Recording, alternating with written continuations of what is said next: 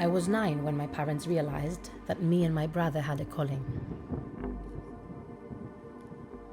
Mum drank a large cup of wine that evening and checked on us as we slept, trying not to trip over and wake us.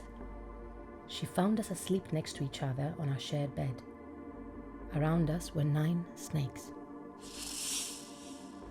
She said that 2 of the snakes licked our ears before she managed to pry them off of us with a stick. I woke up just in time to see the last one being carried away, its tail looping endlessly. No interest in harming anyone. Dad said that the snakes had been sent by one of the gods as a sign. Told me and Helenes that we had been chosen to be sent to the temple. Mum argued with him. She was pregnant with another one of my countless siblings, and Dad thought that a woman with a child experienced the emotions of 2 humans. She'd sit with me and Helenes in front of a mirror and call us 2 halves of a pomegranate. She liked telling us how he was born 10 minutes before me, and then she'd hold both of our hands and then she'd cry. Dad said that she was being unreasonable. Being chosen by the gods was an honor.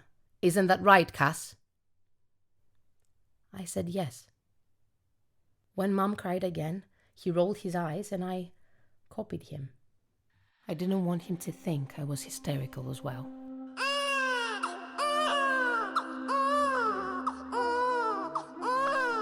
I knew what priests looked like.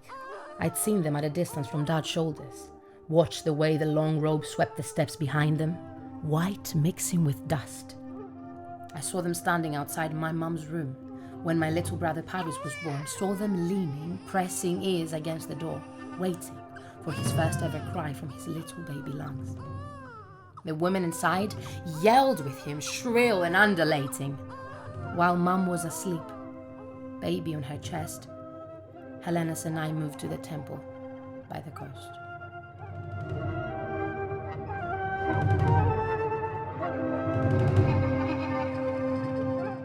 I brought with me exactly 3 dresses, and I hung them at the end of my bed.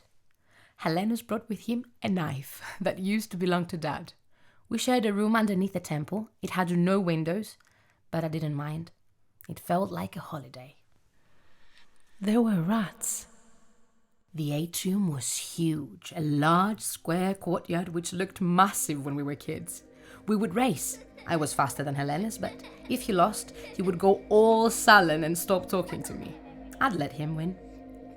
When we were old enough, when I had stopped crying, the priests decided we should earn our keep.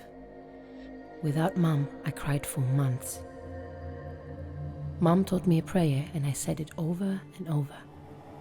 Φίβε πέαν φαέθουν απολών αιώνια περίφωτε αστέρα. Αφύπνισε μεν, θύμισε με, μοίησε με.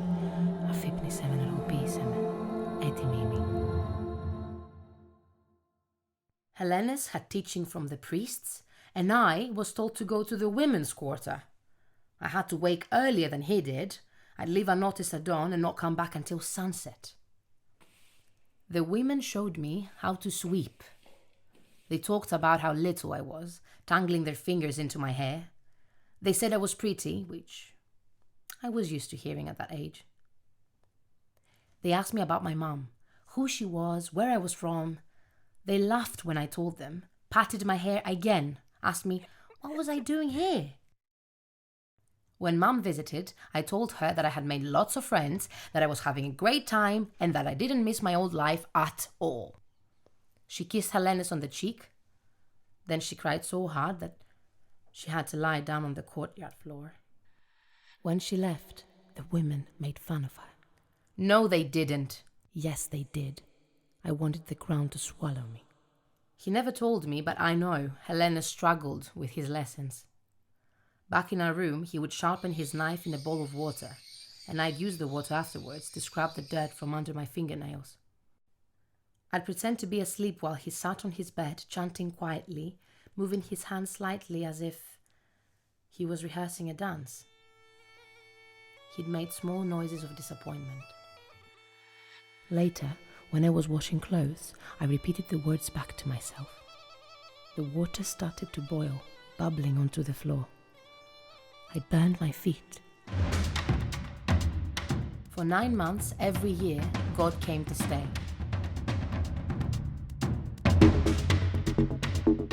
I'd never seen him.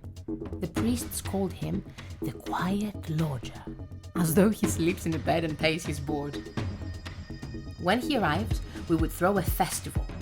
There's one every month, with its own processions, songs, and offerings.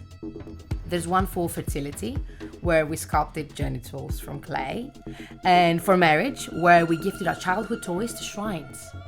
We wove baskets and carried them on our heads, picked leaves and forged crowns, carved faces into sticks with knives and danced until our feet hurt. I took part in these when I was a little girl, and I remember Mum showing me the steps, the knots, the rules. At the temple, I would watch the festival from behind the pillars, through the cracks of the doors. I was able to walk through it sometimes, to deliver a plate to a guest or refill a wine. I would see Hellenes standing with the priests, miming along with their words when they stretched their arms wide and shouted their praises. Once, when I was 11, I was told to stand outside of the temple with an offering. I was told to keep it calm. I laughed at first, stupidly wondering how I would keep a bowl of fruit calm. Stroke it? Sing to it? The offering was a baby goat. Its hair was softest between its eyes and its legs were skinny, shaking. Hellenes came to take it off of me, leading the oblivious creature to the altar. After he cut its throat, he wiped its own blood onto his forehead in a sticky, dark streak. When Hellenes was a toddler, he found a dead rabbit by our home, and he buried it by the sea. Mum visited again, her eyes wet and red. Don't cry, don't cry, don't cry, don't cry. I told her that me and Hellenes were getting on well. He's really busy, that's why he's not here to say hello, and that I was really good at looking after animals. Then there were still 9 months to go. I was on high alert during these months. Every creak in the night, every candle snuffed out by the wind, was proof of God walking around the temple, going in and out of the rooms uninvited. I changed my clothes in the dark, just in case. I wasn't the only one. Some women arrived at work with their dresses on back to front, which we turned into a big all-knowing joke. I liked that. We felt like a team. And the 4 months he was gone, we prepared for him to come back. Again. Myself and the women all sang together while we washed linens. I had my first drink of wine with them, and one of the women, Dina, gave me water when I stood up too fast and the world started spinning. I got to know their faces, their names, where they came from. Face flushed from alcohol. I recited a spell and made the water bumble over my hands and onto the floor. They clapped. They were my friends. On our 15th birthday, when God was gone, Hellenes told me that I was allowed to join his lessons for the day.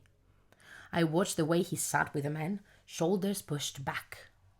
People knew we were twins, but they rarely saw us together, so we humored the way the priest compared us, making us stand with our backs to each other to see who was taller. I know Hellenes stood on his tiptoes. I didn't say anything. When we were little, we'd sit in front of a mirror and point out all the things that were the same. Identical faces, moles, eyelashes, fingernails. Even our toes were the same size. Then, my hair became longer than his hands got bigger, my hips got wider. We stopped looking in the mirror. He didn't like the way we became different together. At first, I thought I was there to clean up after them. Reading the insides of animals can get messy. But when I picked up a cloth, it was taken from me. When I fetched water, it was passed to another girl to carry. I was told to come back the next day, and then the day after that. I was there to learn. Someone must have told. We started with gentler things. The call of birds, the bones of a goat, how to throw runes and mix herbs. Hellenes whispered the answers to me at first, but I learned quickly.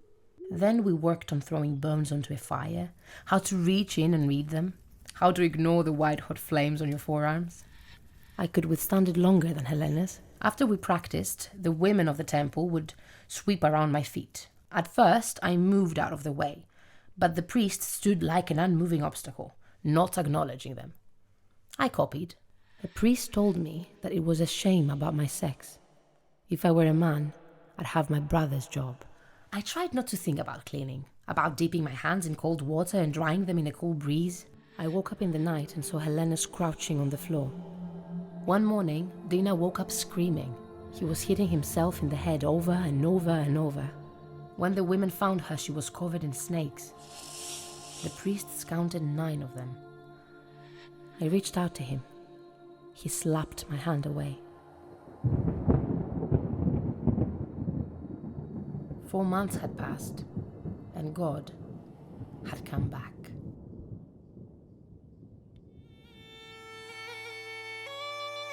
Incense is lit in every room. Then fruit is picked, washed and cut. The priests take in turns to approach the altar, bless it in their own way, silent and serious. After, the public are allowed to get close. The doors to the temple are opened and people from outside visit, clutching at the baskets and bags, eyes giddy, palms sweating. This time though, I didn't have to take any bags or pour anyone's wine. Helenas had asked the priest that I stand next to him that evening and keep an eye on the fire. I had convinced myself that he hated me. Then we waited for the sun to set, the air thick with something, nerves, dust. I scanned the faces in the crowd. Some people I recognized. I saw an old man from a town nearby. He was reclining on a wooden bench, holding 2 cups of wine and taking alternative sips. He's here every year.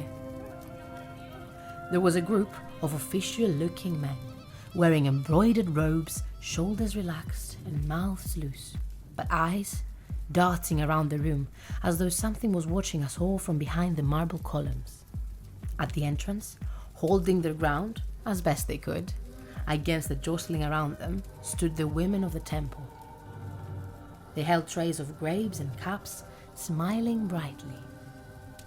I watched as someone stumbled into Dina, pouring wine down her front and grabbing her breast simultaneously, then bagging away.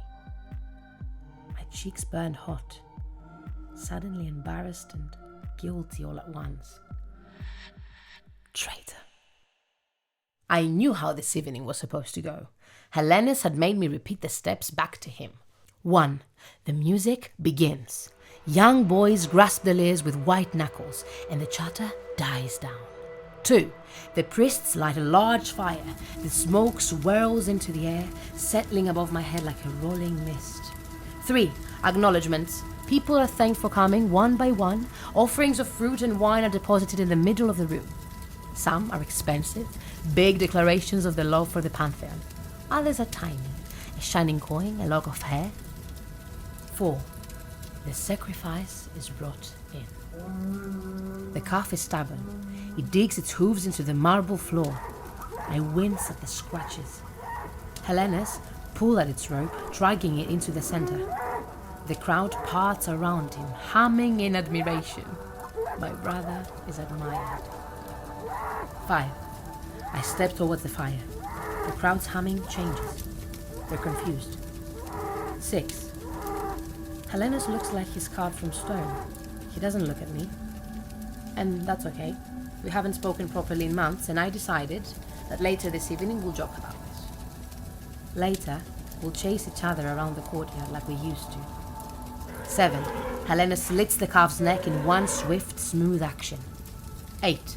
I don't think I'll ever forget the sound it makes when it dies. He dips 2 fingers into the animal's blood and wipes it down my forehead. This is new. We didn't talk about this. The priests nod at each other. They know something I don't. Then the calf is cooked. I lean over the fire. The bones are showing already. Knee joint, fibula, scapula. Count its ribs. 13. The smoke makes my head feel like it's about to fly off my shoulders. I try not to think about its first steps, or the way its mother licked his face clean after birth. My forehead feels warm, the blood drying and flaking into my eyes. I feel sick from the fumes. I turn away, look at Helenis. I want to ask him, why am I here? Why am I not with the women in the back? Why did he wipe the blood on my face? I want to wash myself and start today all over again. I looked around and everyone had stopped moving. At first, I thought this was some part of the ritual that I have forgotten. Then I thought maybe everyone was playing a trick on me. It had happened before. The woman would hide from me behind linens, jumping out at the last second. The thing that gave it away was the smoke. It was frozen in air, mid-curl. Ελέησέ με και προστάτεψέ με. Ελέησέ με και προστάτεψέ με. I'd heard the stories. They pop up when someone is about to die, or someone has lied, or being born with a face so attractive that the gods just can't help themselves. This usually results in a baby, or a divorce, or a war, or all three. Or they turn up when someone has been given to them. Sometimes, though, they turn people into stars or leaders of great cities, employed by the gods to follow them all their lives. The blood makes my face itch. I think about Helena's silence, the look on his face when I could do something that he couldn't, how he seemed so sad and lonely, the slump in his shoulders in the dark. I suddenly realize why I'm here. I've been given to him. Apollon looks like a young man. He's a little taller than me. His hair is curly. He's dressed plainly, like he's woken up on a boring day, like he's just nipping out to see a friend. The embroidered robes of the people in the crowd make them look overdressed. A golden light ripples around his body, betraying his god status. He speaks.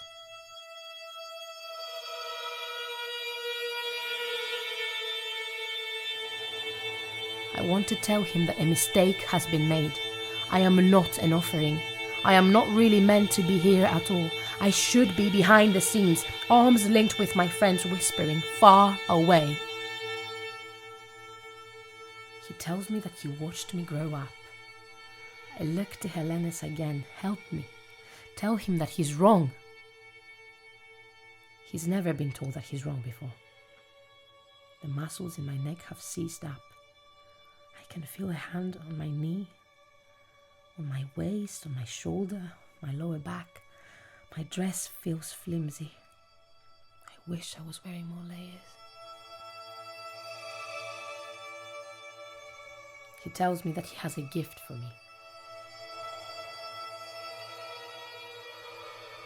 Τι θέλει σε αντάλλαγμα? What does a god ever want from a woman? He gently touches my cheek. Every atom in my body explodes.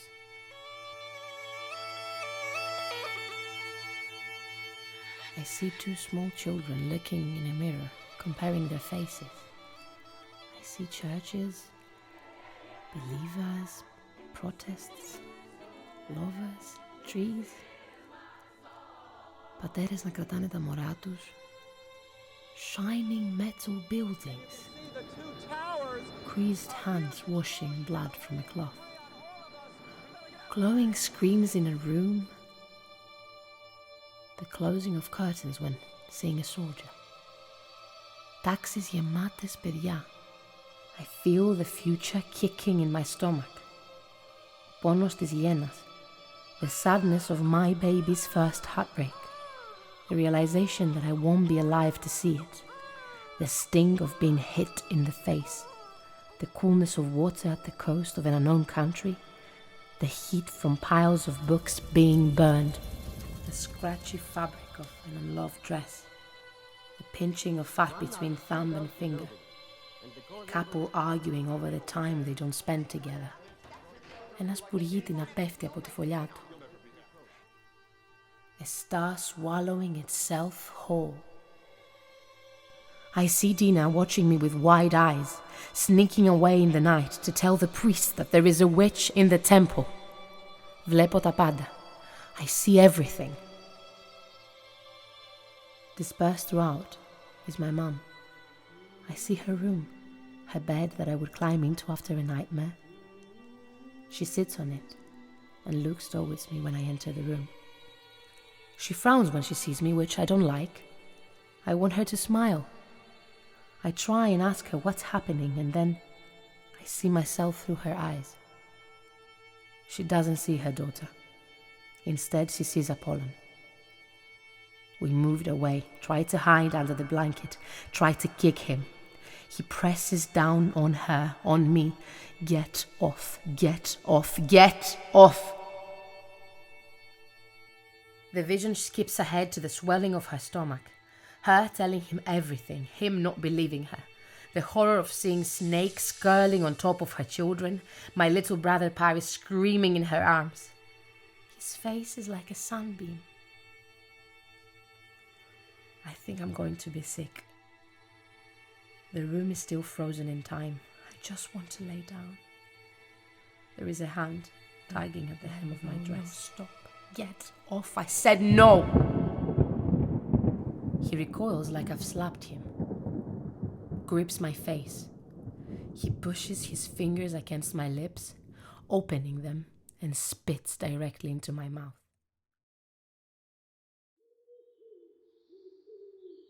Dina told me that 1 minute I was leaning over the fire, the next I was falling backward. She told me that she hasn't seen Apollon, that I must have inhaled too much smoke, which made me dizzy. I tell her that she's going to marry a man who will take her far away from her family. And she leaves bread and water by my bed. So much happens between now and the end of the world, and nothing happens at all. Language changes again. There are new words for things I never thought would even exist. I asked to see Helenes. His bed looks like it hasn't been slept in. A priest checks on me. He asks me how I'm doing, and I tell him what Apollon looks like. He recoils when I say his name. I tell him that his wife is going to leave him for another, and he calls me hysterical. We'll make buildings and governments, and our skirts will be shorter.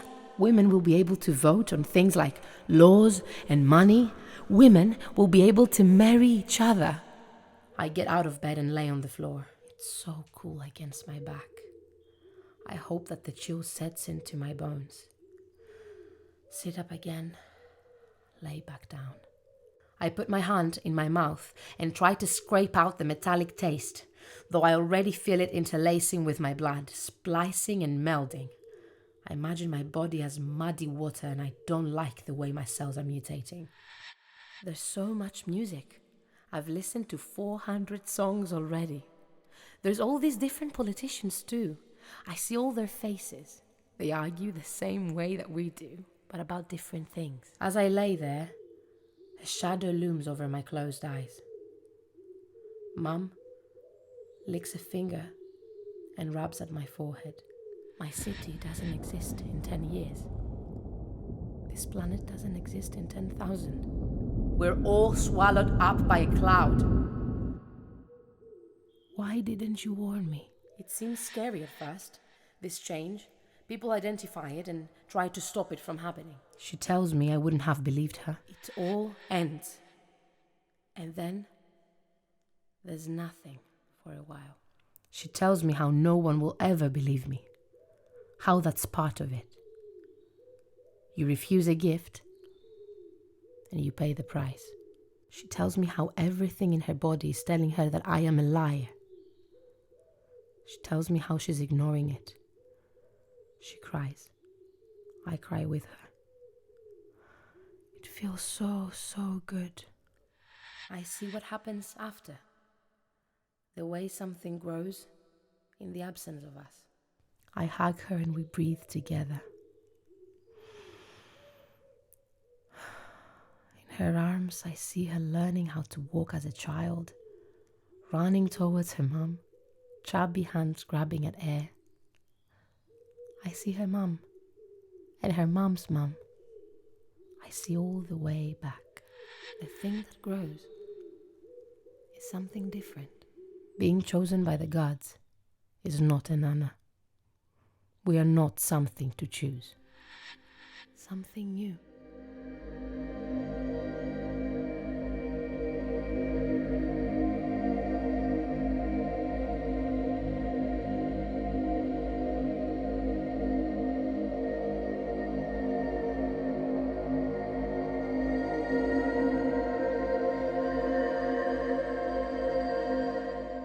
You've been listening to Gentle Things, a production for audio by Rocketbox Theatre.